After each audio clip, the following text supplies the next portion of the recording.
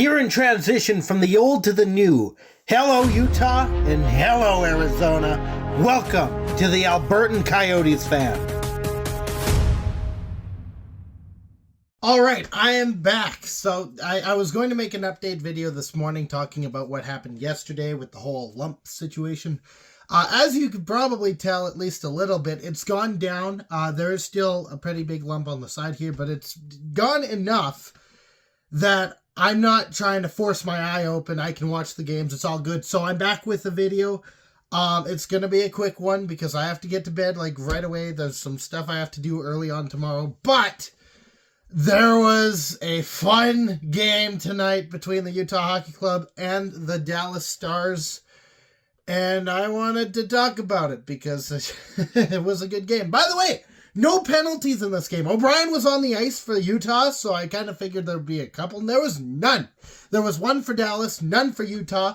Granted, it didn't help them, secure the win. But no penalties is good. So jumping into things, first period, there's not much in the way of scoring. In fact, there's none at all. It's a very fast-paced period. There's a lot of physicality. Valimaki very much capped that off with a nice dump of a player. In the way that I mean dump is it wasn't just, hit, guy falls down. It was, I swear, I watched Valimaki pick up a guy, turn him over, and pile drive him into the ground. I am absolutely certain that is exactly what happened, and I didn't know that you could do that. Apparently, you're allowed to do that. So all in all, physical play, very good defense, very fast offense on both sides. And it was a very fast-paced game. It was a wild start to the game, but ultimately no one scored. And then we get to the second period where everyone decided to score. And by everyone, I mean Michelli as well as a couple of Dallas Stars, but we don't talk about them as much as we talk about Michelli. So first goal for Dallas. Johnson's behind the net. The entirety of the Utah Hockey Club is surrounding Jamie Benn, who is standing in the slot. No one's pushing him or trying to get him out of the way. Everyone's trying to figure out who their man is, what they're supposed to be doing. Everyone's puck watching. Jamie Benn, who is a dangerous, dangerous player, is out in front waiting for the puck. He gets it. He slams it into the back of the net. That's the way that one goes. Not too long after, 3 players from the Utah Hockey Club are all flying up the wings. Kraus gets the puck on a feed. He passes the puck across the slot. It finds Michelli, who slams it into the back of the net. I said slam twice. That's going to be the verb here. Slammed. He put the puck into the back of the net within just over a minute, I believe is what they said on the broadcast, between the Dallas goal and then Michelli scoring. Cole saves some heartbreak while also saving the puck from going into the back of the net while Vejmelka is trying to readjust from one side of the net to the other. I thought it was a sure goal. It was an empty net that the Dallas Stars were shooting at, and Cole's just standing there like the defenseman that he is, and I've got to apologize for a lot of stuff I said at the start of the season. But the Stars will score again on a weird one. Lundqvist shoots the puck, and it bounces like a pinball across and off of a whole bunch of different bodies, ultimately going into the back of the net off of Kraus's skate. Now, Back was credited with the goal at the end of everything. There was a couple bounces that could have gone off some other Stars players. I guess there was a rookie. I can't remember how to pronounce the name. I know it's one of those names with like no vowels in them, so I'm not sure how to do that. But he was credited with one of the assists, so that's great. And then Valimaki gets another goal. Kerfoot tries spinning the puck into the back of the net. He loses the puck. It slides across the crease and finds Michelli, who does his own bit of a spin, takes a shot on a hard angle. It goes into the back of the net. Tie game again. We move to the third, where it's more of the same as what the first was. It was a very fast-paced game. There was a lot of checks. There was a lot of physicality.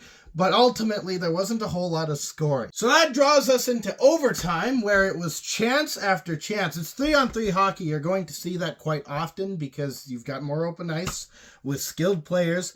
yeah, they're going to have some really good chances. And there were some really good chances where it was odd man rushes. Both sides had them. And both goaltenders stood strong up until the end when it kind of got messy in front of Vemelka. Duchesne's up in the crease, up in everyone's business, trying to put the puck into the back of the net, but it falls behind him. Now, Harley finds it. He draws the puck in towards him, takes a shot. It goes into the back of the net. That's the game.